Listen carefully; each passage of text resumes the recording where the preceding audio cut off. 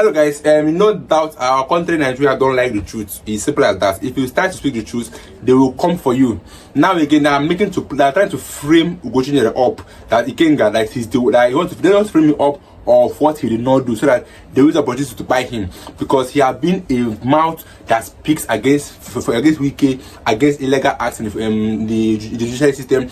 He has been a man that always come out to expose every hidden truth by our government. So now that they're trying to frame me up, just as they did to me, the Mafia Babalola went to arrest him, because in a book they wrote that Babalola is also the ones that are spoiling our system of government in Nigeria. And then after Babalola went to arrest Derefatomi from Lagos and took him to Ekiti. Ekiti, that crime of reformation is no longer existing in Ekiti this year. But they went ahead to arrest a man because of a crime that no longer exists in Ekiti. One. And then secondly, Babalola tried to seize all his royalties. That means seize every money he made from that book. Why? Because they hate the truth. Now again, they're trying to frame Ugochinyere of a crime he did not commit, so as to buy him. So now he have cried out that this is what is happening. In case I buy, these are people that are behind it. But I like to hear what Nana lawyer have to say about the issue of Ugochinyere, and then I'll be with you guys shortly. Gentlemen of the press, this particular press briefing is all about sometime last month or thereabout. I told you how some persons plan to frame, attack, or eliminate Ikenga, Honorable Ikenga Ugochinyere. You see, that particular plan has resurrected again. If you watch, Ikenga Ugochinyere has been speaking for opposition political party in the Federal House of Rep, and been a political activist. Has been on it. He has been doing his activism without any fear of contradiction or favor. But some persons, both in PDP and some supporters of FCT ministers, is not comfortable with his activism and the criticism. So we learned that there is a plan to frame him up with different charges. Probably getting somebody to mention one of these terrorist suspects, just getting mentioned that he's a person sponsoring, or he's one of those that are sponsoring terrorism in this country. We have all those plans. And I want to tell whoever that is involved that it will not stand. We, lawyers in defense of democracy, it will not stand. Any attempt to frame him up, any attempt to attack him, will be highly resisted. And we are calling Mr. President to look at those who are criticizing your government. These are those of us in opposition criticizing your government. We are the people that are telling you the truth. We are the people that are helping your government.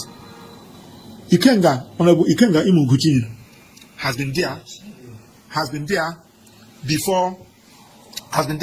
criticizing before this government, and even before he joined politics fully. So trying to intimidate him, trying to silence him with a trump up charges will be resisted, and nobody will have it all. Because if you watch what Ugochinyere is talking about, just what we have in PDP, how some PDP leadership that's supposed to form opposition is now working for APC, thereby rendering Nigeria to be a one-party state, which is not good to our democracy. You also talked about how the minister of FCT is making things very difficult in River State. He criticizes all these things. So this is not a ground for somebody to start attacking him.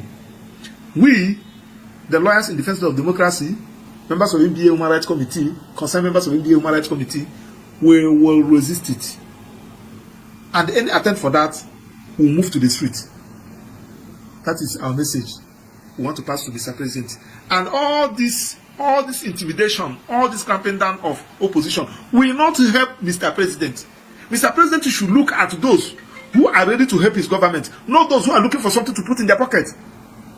Honorable Ikenga Ugochinyere is a force to reckon with.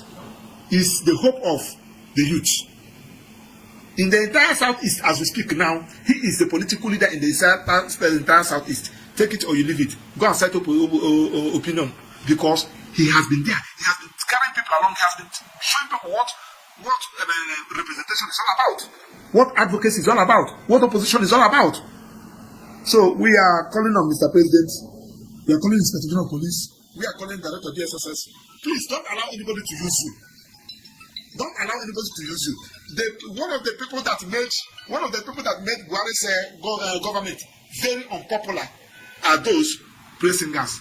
And today, Buhari has been known to be the worst political leader Africa can ever produce. So we are calling on Mr. President, please don't allow anybody to use the security agents to intimidate anybody, to cause problem in your government. When you are doing well, everybody will support you. When you are not doing well, we will criticize you. We have seen some policies which you come up with, something like this tax reform. You can see how everybody is supporting you. When you do well, people will commend you.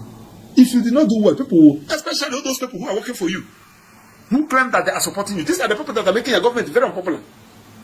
So please, that is our position. That is the essence of this. Ugochinyere is representing the youth. Ugochinyere is representing the Southeast. Ugochinyere is a force to reckon with. When you talk, people should listen. The thing is that if you do the right thing, people will always applaud for you. But if you do the wrong thing, people will always speak about you. Because I don't see reason why they are trying to frame someone that always does nothing but to say the truth. Because he's not a man that always speaks to say the truth. The people are now coming after him to frame him for what he did not do. This government don't like opposition. Don't like that. Is exactly what Alex Oti said and was crying out in Imo State. That people that are trying to spoil Imo State, that is oppositions. Because people want to see the government fail. So they send talks to always attack Imo State and Abia State so that they will destroy the administration of Alex Oti. And he has been crying out that these person people want to destroy my opposition, and the government have done nothing about it because why they are all working together. Talk of Imo State attacks. Dogba Asari came out publicly to say that he's the one causing insecurity in the Southeast, and the government kept quiet. The government have said nothing about this. Dogba Asari came out to threaten the military, and the military could not attack him. They only said, if you have mind, come to the battlefield. But they can burst into somebody's house, apartment, to arrest the person. They can burst into the house to arrest him because they think they have power over him.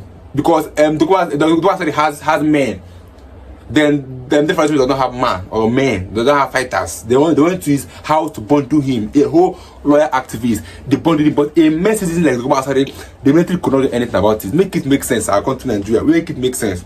Like I said, our country is far gone. We are far gone because the level of things we hear on social media or news is very, very disheartening. That a man can publicly confess, I'm the one, come and take me. But the government will not, because they have an agreement. And I think the government is working with the government to destroy sisters eats, because today is Igbo, tomorrow is not Igbo. Because he even said that Nnamdi Kanu is a criminal. The government said I've always been in the side of Nnamdi Kanu, came up to say that Nnamdi Kanu is a criminal. You see how diverse these people are. I will see that my next video. Don't forget to subscribe. Stay tuned, guys. See you in my next video.